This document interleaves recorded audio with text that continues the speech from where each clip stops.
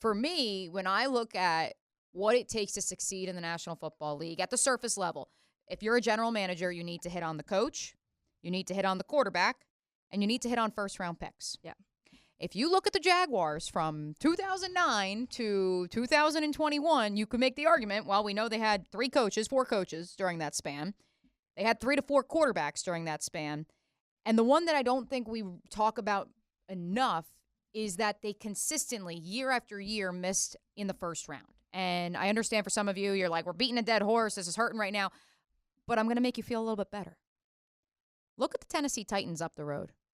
Taylor, remind me again, especially after our conversation with John Burton of News Channel 5 in Nashville yesterday. Mm-hmm. Remind me again, the first-round pick in 2022, a certain wide receiver that the Titans made by the name of Treylon Burks. Yeah.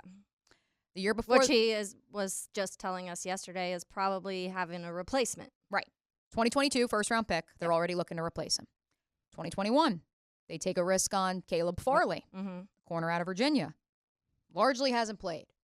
The year before that, Isaiah Wilson, the tackle, played 1 game for the Tennessee Titans. When you look at the situation that they find themselves in right now, and this should make you feel great because I think why it's such a rebuild for Will Levis, Brian Callahan, Rand Carthon and company is because they missed back-to-back-to-back first-round picks.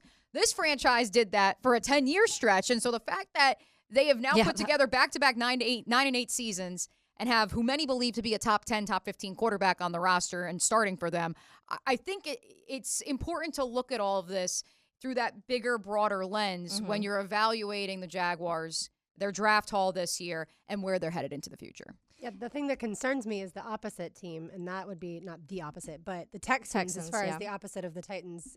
Most people would have the Titans last in the division, Texans first. The Texans seem to hit on their first-round draft picks. Last year, but the year before was Derek Stingley.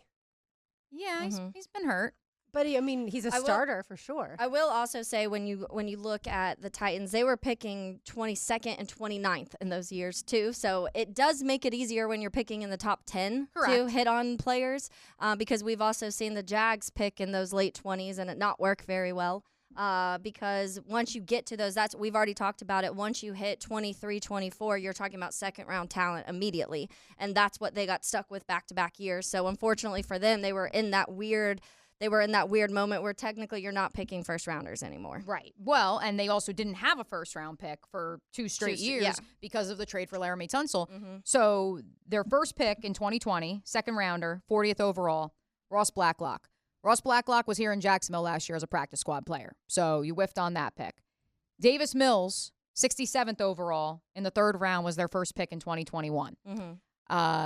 Yes, I'm just going to leave that one out there. Now, to the Texans' credit, they hit on Nico Collins with the 89th overall pick that year. And the year before, they hit on Jonathan Grenard, of course, the former Florida Gator who just got a big payday. Titans, by the way. Oh, you're talking about the Titans? Yeah. Oh, okay. They Sorry picked about that. 22 and 29 in the 20 and 21 season. Okay. But the Texans also went through a phase of they just didn't have picks. Right, exactly. But my point is that, again, I think that it's important. They were good, by the way. Right.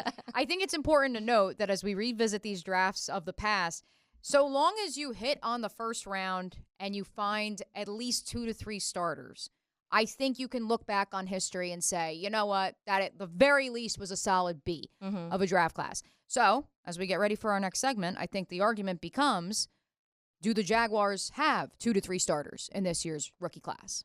And that's what is concerning for people, is because when you looked back at, let's say, you said 2020 sucked, and that's because I think a lot of those guys, we knew C.J. Henderson was coming in and was going to have a place right away, but not quite sure a lot of the other guys how quickly they were going to be starting.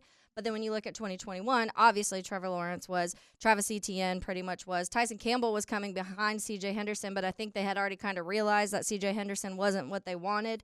Walker Little, you needed offensive linemen. So all of these guys that they drafted that 2021 season, the reason we're looking back and saying this worked is because they were positions they need and guys that you could play right away. And a lot of people aren't confident that Mason Smith, Jordan Jefferson, and I think a lot of people are most confident in the corner decision, and that was even a little bit of a reach, people say. But I think that's why people are concerned, is because they're saying you just spent a second-round pick on a guy that probably is going to take 2-3 years. By the way, good news for Jaguars fans. Former Jaguars wide receiver Zay Jones is visiting the Cardinals today. So he visited with the Titans yesterday. He is not signing, at least as of yet. Right, with Nashville and the Titans. So that at least is good news. Yeah, I mean, to me, Brian Thomas Jr. is a solidified starter at the wide receiver position. Even if he doesn't have to be the number one wide receiver Correct. right away, He is which a again, starter. which isn't a bad thing, by the way, to have, a little bit of sure. a cushion for these first round picks. For sure. Mason Smith is incredibly important depth if something happens to Eric Armstead. And from what I've heard, I'm not sure that he was 100% healthy when signing with Jacksonville.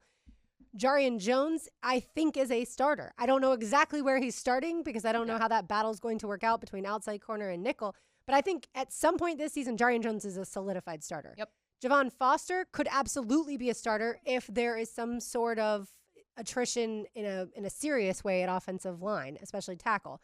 If Cam Robinson and Anton Harrison and Walker Little, if 2 out of 3 of those guys, God forbid, but go down and we do see offensive line, that happens to them, he's a starter right then and there. So you needed that depth. And then certainly DeAndre Prince, the other corner, I could see him starting again if things, start to go. If everything goes really bad, these guys will correct. start. If you can the same types of injuries as last year. I don't care about the later rounds. It's the second round guy that needs a lot of work that concerns most people. It's that Mason Smith pick that I think kills a lot of people in this draft. Most are like, Jarian Jones, yes, I actually think he'll be pretty decent. Brian Thomas Jr., I love. I know some people still have some questions on that. To me, it's the Mason Smith pick that is just, you spend a second rounder on a guy that is a depth piece pretty much. And is, to me, going to take 2-3 years to be able to be good. And I think he'll end up in the rotation fairly early. I think he just was so banged up the last couple of years between the knee and the ankle that we didn't get to see the potential. But I'm always going to look at it glass half full and hope that they pick the right guy. It's also the inconsistent coaching that he had. The fact that he had 6 defensive line coaches in 3 years. And again, that may be an excuse